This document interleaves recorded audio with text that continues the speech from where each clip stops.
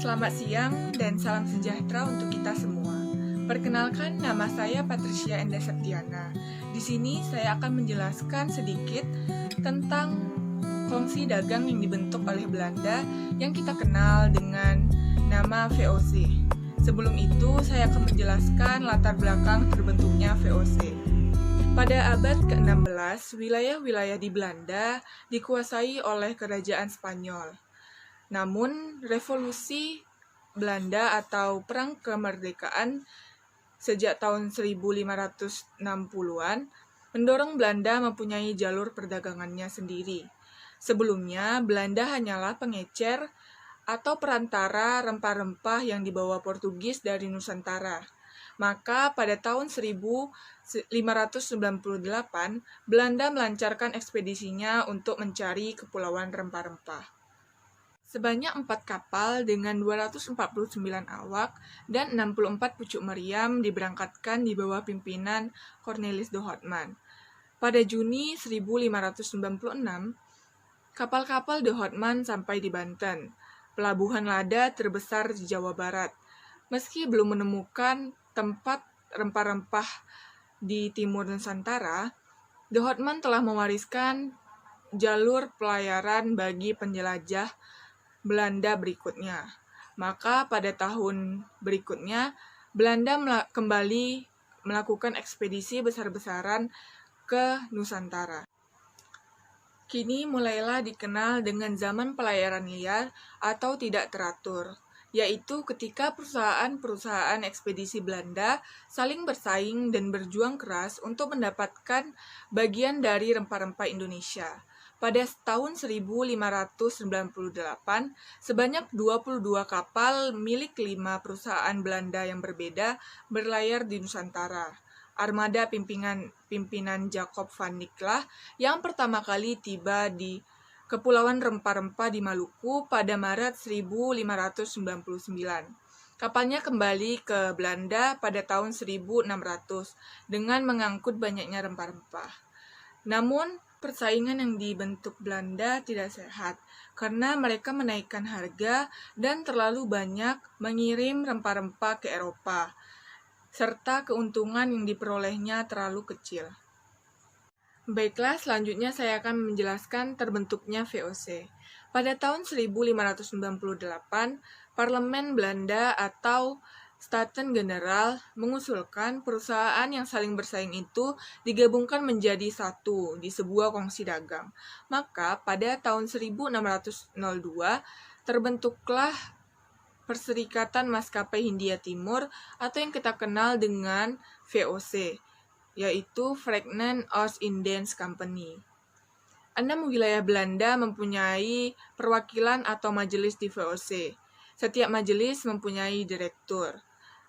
Jumlah direktur ada 17 yang disebut dengan The Heren 17 atau Tuan-Tuan 17.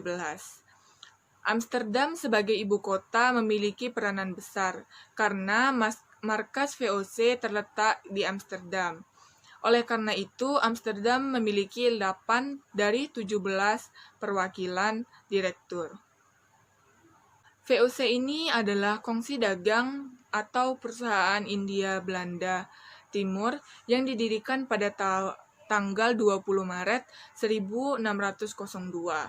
Persekutuan dagang asal Belanda ini memiliki aktivitas yaitu memonopoli perdagangan di Asia. Terbentuknya VOC ini didasari oleh beberapa hal. Yang pertama, perdagangan rempah-rempah yang didominasi oleh Portugis. Yang kedua, perpindahan pelabuhan utama tempat mendistribusikan barang-barang dari Asia. Yang ketiga, unifikasi Portugal dan Spanyol. Kemudian saya akan menjelaskan tentang rute perjalanan bangsa Belanda menuju ke Indonesia. Belanda melakukan penjelajahan ini menggunakan peta yang ditemukan oleh bangsa Portugal. Belanda memperoleh peta tersebut dari pedagang yang sebelumnya berdagang di daerah Lisabon. Rute ini menempuh jalur yang diawali dengan menyusuri Samudra Atlantik ke selatan, mengitari benua Afrika di Tanjung Harapan, lalu mengarah ke utara untuk menyusuri pesisir timur Afrika menuju India dan Selat Malaka, atau menyusuri Madagaskar dan Samudra Hindia untuk sampai menuju Selat Sunda. Rute Madagaskar inilah yang dipakai Cornelis de Houtman dalam perjalanan pertamanya menuju Indonesia pada tahun 1595.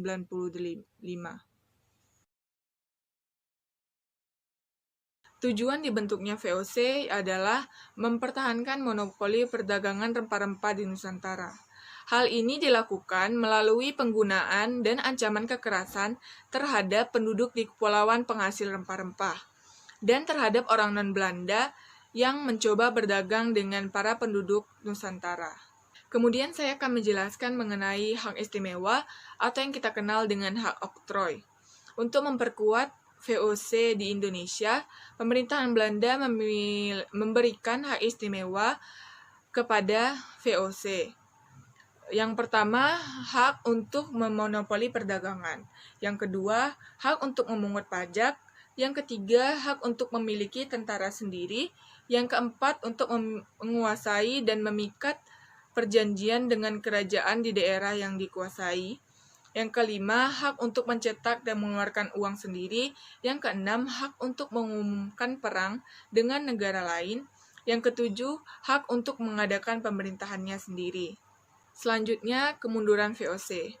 Pada abad ke-18, keadaan mulai berubah.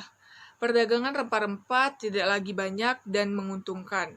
Indonesia tidak lagi menjadi salah satu penghasil rempah cengkeh, lada, dan pala, karena negara pedagang rempah-rempah menjadi berkurang.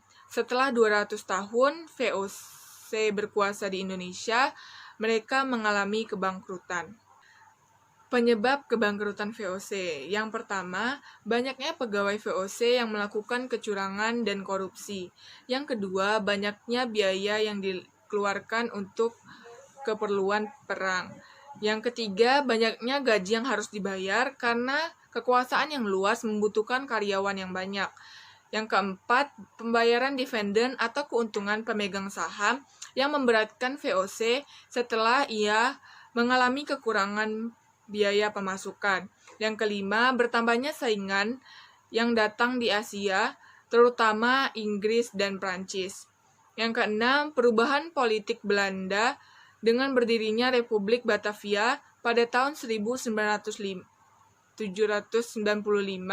yang demokratis dan liberal menganjurkan perdagangan bebas. Kemudian pada tanggal 31 Desember 1799, akhirnya VOC resmi dibubarkan oleh pihak pemerintahan Belanda dan pada tanggal 1 Januari 1800, kekuasaan VOC di Indonesia langsung digantikan oleh pemerintahan kerajaan Belanda.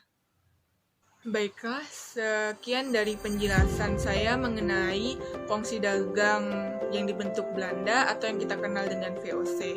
Semoga apa yang saya sampaikan dapat bermanfaat bagi yang mendengarkan. Terima kasih, selamat siang.